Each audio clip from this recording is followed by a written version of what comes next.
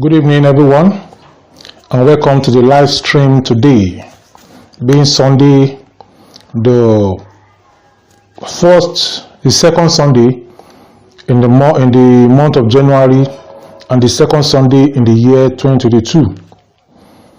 In this live stream today, what I'm talking to you about is cry no more, make money online now, and make money offline now. Many people are crying that they don't have resources or they don't have the capacity to make money, and because of this they are crying, because of this they are weeping.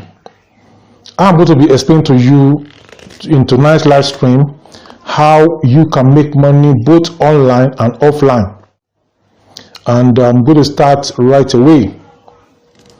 I want to thank those who made comments on my the live stream last week, and those who attended, who are present.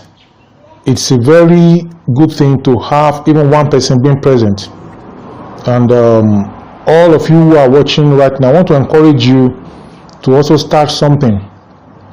This that you're watching me discharging to you, I started it about 3 to 4 years ago, going to 4 years now, precisely in December 2019. Let me tell you how I started my YouTube channel before we go to the main topic. And as I'm telling you about how I started my YouTube channel, because I'm talking about making money online and offline, you also can learn from there and apply them to yourself. If you are really going to make money, whether it is offline or online, you have to be sure of yourself. You have to be sure of yourself. I was watching some videos related to microbiology, which is the main field I studied in school, and but I'm teaching students now also. And as I was checking online for some information, I was also checking some videos to get the demonstration of some things that are done. I realized that some people that are demonstrating those things did not know it as much as I do, and I was looking that this individual did not know this thing as much as I do. Yes, he knew something about it, but not as much as I do. And I looked at it that if this individual that does not know much about this topic and is talking about it, I that know much more about the topic should also go into it. And that was when I started my YouTube channel. For your information, this is not my first channel. The first channel I started it, and I was posting my videos on that channel. I just started anyhow. I didn't have anybody telling me what to do or what not to do. I just started the first channel anyhow. And if you're going to make money both online and offline, it is good to set up properly. But you cannot just keep on setting up every time. It is also important for you to launch out. Some people are always preparing.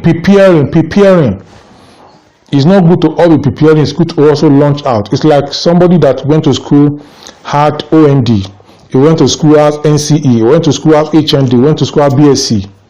And throughout the person's life, he never worked for anybody. He never worked for himself. They're just sponsoring the person. They sponsor you to primary school, sponsor you to secondary school, sponsor you to OND, sponsor you to NCE, sponsor you to do HND, sponsor you to do BSE or BEdu or BA. Yet, you did not think of what you can do by yourself to make money. That is not good enough. Now they are sponsoring you to do master, sponsoring you to do PhD. You are not still thinking of what to do to make money. Because people that are sponsoring you, they are making money. That's the money they are using to sponsor you. You yourself need to think of what you can do to make money. So I started the first YouTube channel, and then that YouTube channel got banned by YouTube or by Google. The reason was that I saw a video online, and that video spoke about going into using a particular code that once you use that code, is going to shoot your subscriber base and your watch hour are going to treat you up and make you monetized. The person said he didn't know how it worked, but that is what happened. I followed it, I copied the code, I pasted it where it said we should paste it. Immediately, YouTube banned that channel I opened. What I'm trying to tell you from that, what I learned from that story is that stop using any kind of shortcut. Go the long way. In the long way, you learn all the ropes, what it takes, and you are comfortably seated and enjoying what you have labored for. What you labor for may take time to mature, and in the process, you keep learning. You are learning. You see, some years ago, I was in Lagos after my bachelor's and master's degree, and I was looking for a job. Early in the morning, I wake up from where I was living around Yanopaja. I will enter the bus early in the morning, as if I'm going to work, enter the bus that's after the rush hour. I will come out, enter the bus, going to Marina. On getting to Marina, I don't have an appointment, I don't have anywhere. I start with all the companies. I go to UBA. UBA is at Marina, the head office. First Bank head office has a big major office at Marina. I go there. I give them my CV. I pack like 10 or 20. I keep dropping my CV. I just tell the reception I came to drop my CV. I drop it. I came to drop my CV. I drop it. I came to drop my CV. I drop it. I went around different companies in that area, and I dropped my CV. At another time, I wake up in the morning. I went to Oshodi. From Oshodi, I trekked from Oshodi to the front as if I'm going to Mushin. There are some pharmaceutical companies in that area. So I dropped my CVs in those places. I responded to newspaper adverts. I gave my CV to people who know me that I know could help. Family members, I sent it to them. Some of them, when their company have recruitment to do, they sent to me. And that's why I work in an insurance company in Lagos. I did the test of that company the first time. I was not taken. I didn't pass the first test. The second time, I passed the first test. I failed the second test. The third time, I passed the first test. I passed the second test. I passed the third test. I passed everything. I was ready. Everything I needed to know. I was mature in every way for the job. I was ready. I blasted. Where they shot me out. I attended Virgin Nigeria interview those days, where I went for the test at Okwebi, at one hotel at Okwebi.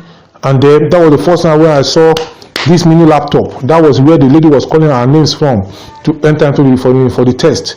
20 of us, she called us for 8:30. She came out, called us smartly. We went in, we did the test. I scored 16 out of 20 in the test. And then 5 of us passed the test out of 20 people that entered. We were told to wait, and we were briefed that